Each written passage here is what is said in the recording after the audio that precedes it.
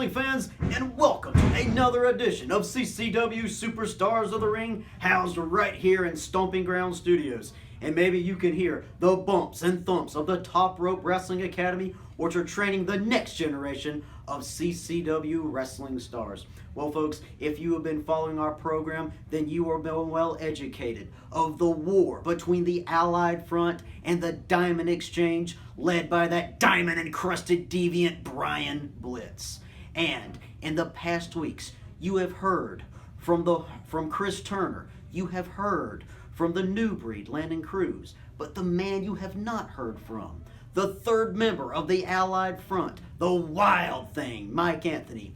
He has a few words to say to the Diamond Exchange, so let's go to him right now and see what all he has to say. You know, everyone keeps coming up to me asking me, Wild Thing, why are you even involved in this whole Diamond Exchange nonsense? And I'll tell you why. Guys like Chris Turner have taken me under their wing, have been my mentor in this business. Guys like Landon Cruz have been like a brother to me since I've been here. When you stick your nose in their business and you attack my friends and my family, I'm going to get involved. And that said, Diamond Exchange, not only are you going to lose control of the World Heavyweight Championship to my brother Landon Cruz, you're also going to lose the tag team titles to me and Chris Turner. You can bet on that.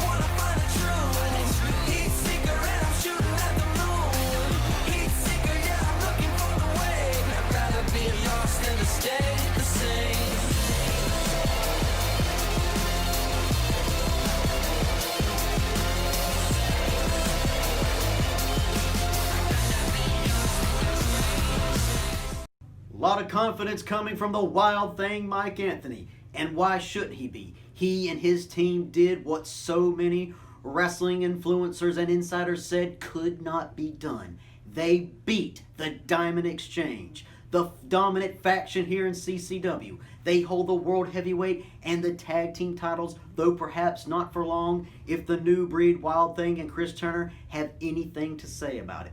But they cannot be too confident because despite that one loss, each member of the Diamond Exchange is a ring general. Each of them has had many impressive wins here in a CCW ring. Speaking of which, the crown jewel of the Diamond Exchange, the CCW World Heavyweight Champion, Daniel Anderson, has been with us for over 5 years. And as a matter of fact, right now, we're going to turn back the clock to 2015 when he took on the man from odd places and different spaces, Skylark. Here you will see a young Daniel Anderson in action, and even then, he was putting together the repertoire that has served him so well in our ring. Let's go to that match right now. Put your hands together for the high-flying Skylark!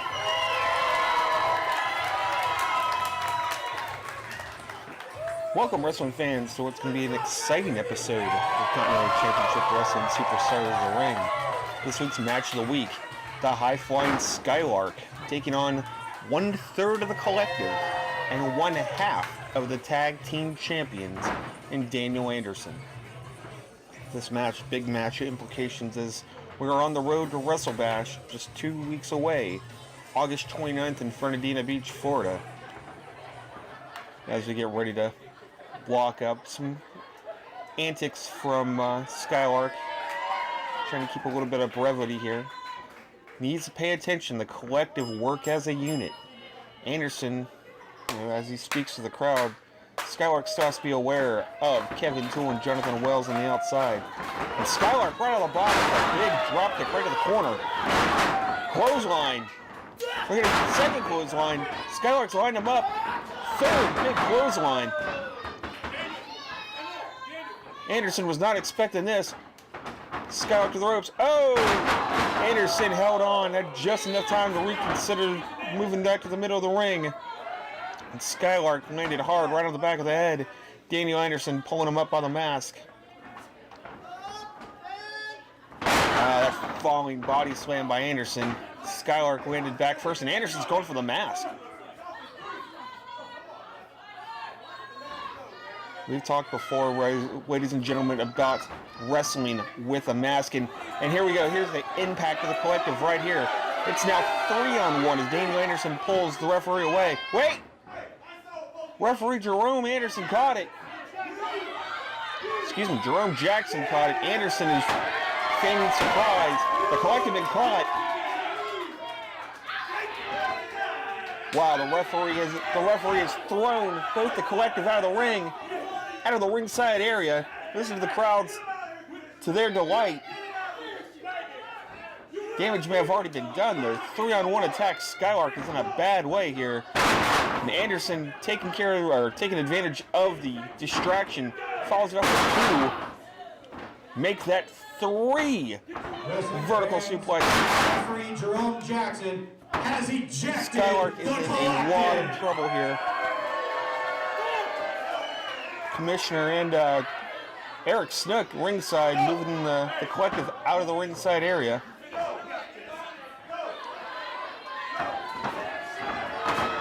Wow, again, Anderson taking advantage of the distraction. That big choke right to the throat of Skylark here. Anderson again trying to rip the mask off of Skylark.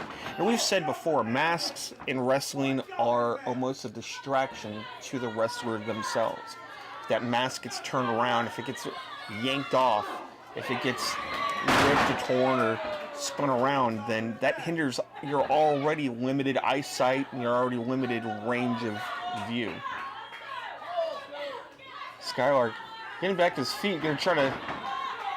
Skylark's gonna go high here. Off from the top rope, beautiful crossbody, but he could hold on to it for the pin. Anderson, very smart, threw him off to break the momentum. Anderson bringing Skylark to his feet. It looks like he's going to try a suplex of his own. Skylark rolled him right through it. We got a pin. Oh, we had 2 count. Anderson was also very close to those ropes. Anderson's going to the corner, begging for a timeout here. Skylark's wasting time. Skylark and that sportsmanship just let him get back to his feet. Skylark should have stayed on him here. Damage has been done. Skylark's holding his ribs also. He may have just needed an extra second to catch his own breath. Here we are again with the collared elbow tie-up. Anderson, the much bigger and much stronger of the 2. Using that weight advantage, and he's just... Ref might want to check to see if that elbow is underneath the throat. Yeah, I think it is. The referee's counting him down here.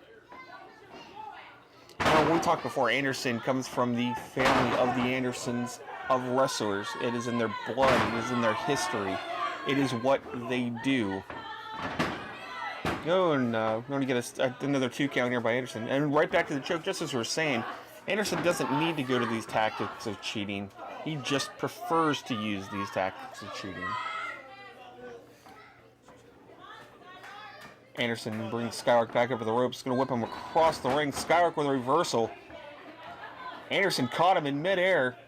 Spins him around. What's he going to do here? Oh, almost a variation of the RKO. Anderson just planted him right in the middle of the ring here. That could be it. See a 2 count. 3. Oh, almost a 3. Anderson was holding his neck just for a moment there, too. And Anderson obviously frustrated with the referee, and I can't blame him there. That could have been a 3 count if he was a little bit faster. And again, they all could be 3 counts if they were a little bit faster. Anderson pulls Skylark back up. Skylark trying to fight his way out of it, but Anderson still has that height and has that weight advantage over Skylark, and he keeps bringing those forearms right to the back. Skylark's going to get him over the ropes, though. Following out those those forearm shots, whips him to the ropes. It's a reversal. Anderson caught him in a full Nelson. Went to spin him around. I think Skylark thought he was about to get thrown back and put the brakes on it, but Anderson still got him back into the full Nelson. Now Anderson's going to whip him to the ropes. Duck, reversal. Skylark with that backflip. He reverse it almost into a reverse neck breaker, and he still held on to it. Oh wow, what an enziguri. That front enziguri by Skylark, that could be it. Pin him. Skylark's got to make this pin here. Oh, he made it take too much time. He's telling the crowd he's going to the top rope. Boy, Anderson was on wobbly legs. That foot connected right to his face. Skylark going to the top rope here, and he's taking a little bit too much time. Anderson's back up to his feet. Whoa! Big 450 senton splash. He caught most of it. Oh, we got a 2 count. Amazingly, Anderson was able to kick out of that. Those high-risk moves, you could crash and burn at any time. It is a constant gamble of risk versus reward when you go to that top rope. And it looks like Skylark's going up again here. Anderson's prone in the middle of the ring. Skylark going back up to the top.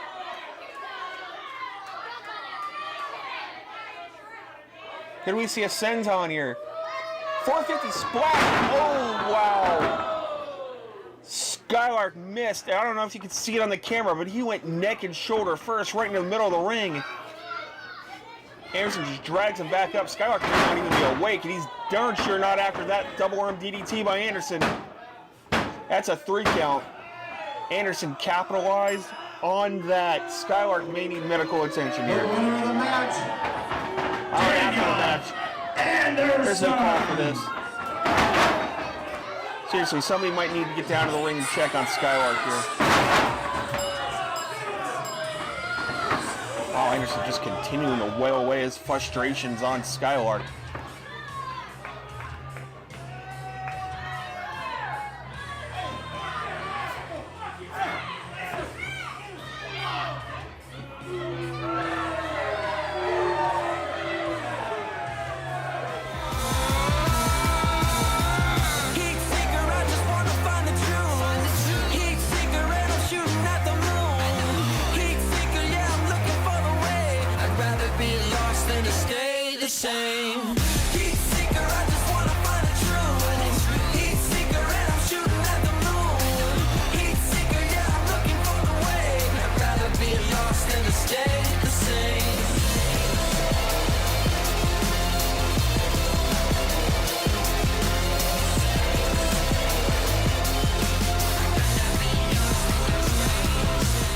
Well, folks, there you have it. Daniel Anderson, then a member of a group called The Collective, picked up a big win over Skylark. Then from there, he got more and more experience until finally he would win the World Heavyweight Championship, a title that he has held now 3 times.